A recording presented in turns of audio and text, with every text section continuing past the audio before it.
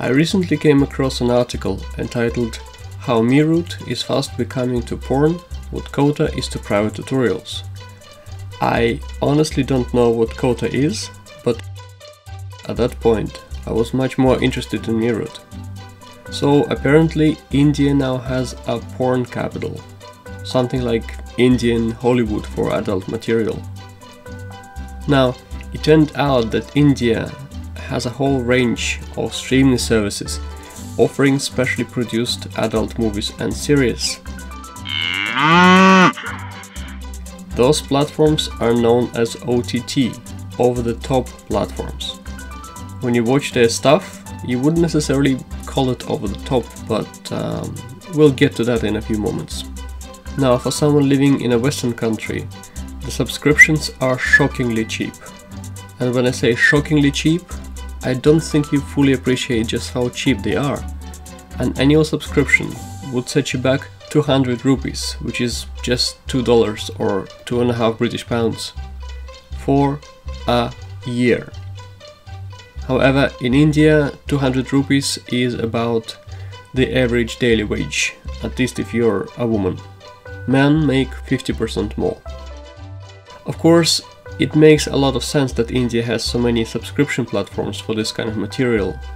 The country is the world's third largest porn consumer, and when it comes to porn consumption on smartphones, India is the uncontested number one.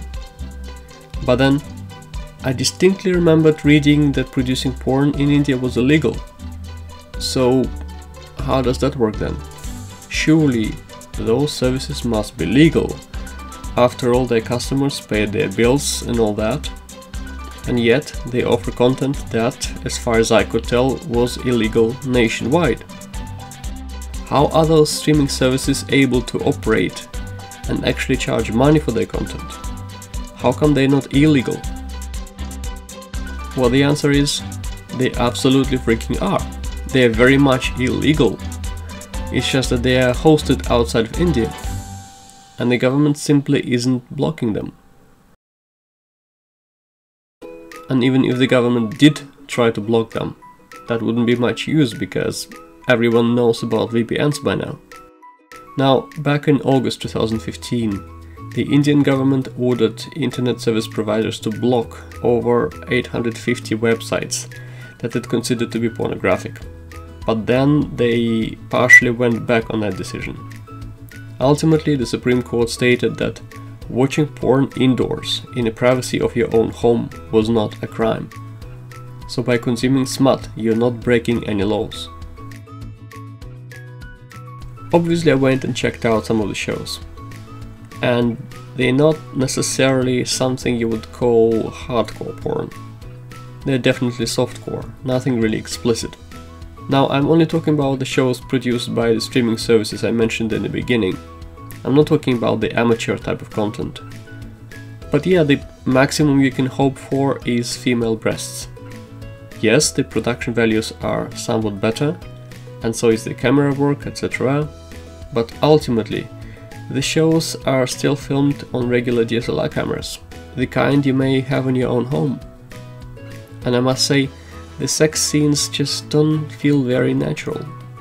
For example, there's this episode where a couple are having it off and the woman is topless, but she is actually covering her nipples with her arm while they are boinking, which looks pretty absurd.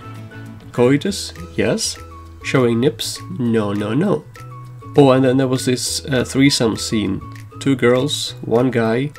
The girls are doing stuff between themselves too.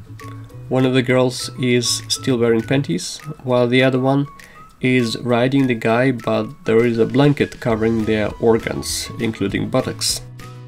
Which looks even more absurd than the scene I just told you about. So yes, this feels kind of fake to me personally, and not really very convincing at all. But it's great to see that the country is moving in the right direction and that steps are being taken to give the people what they want. Well, not all people, obviously, but clearly enough people. Because these services have been flourishing since the lockdown of 2020. You might ask, why don't people in India just watch the same porn as everyone else? Well, think about it. Imagine you're a white dude, and maybe you only go for white ladies.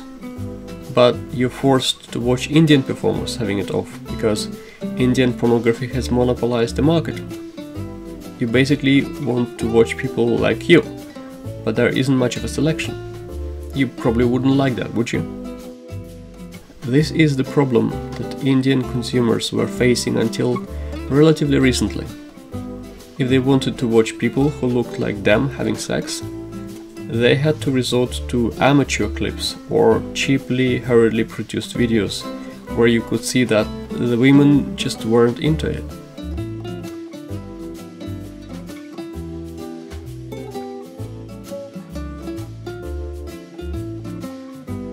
And yeah, of course, thanks to piracy, you can watch those shows pretty much everywhere. Normally they won't have subtitles, but you know, it's not exactly Tarantino or Scorsese. But yeah, they're freely available. Because if you're operating a clandestine illegal service, you're hardly gonna file a lawsuit for copyright infringement now, are you? A while ago I uploaded a video where I explained how I went from being a shy virgin to leading a healthy sex life with different partners. It's a bit long, about 25 minutes, but it's now become my most popular video to date. And I had a look at the statistics and saw that 66.7% of the viewers were from India and 90.7% of them were male. Now there's so much to say on the subject of sexuality in India, but let's keep it short and snappy. I might make another video on the subject one day.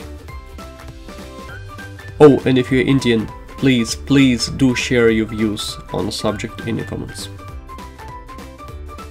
You don't have to like this video if you don't want to.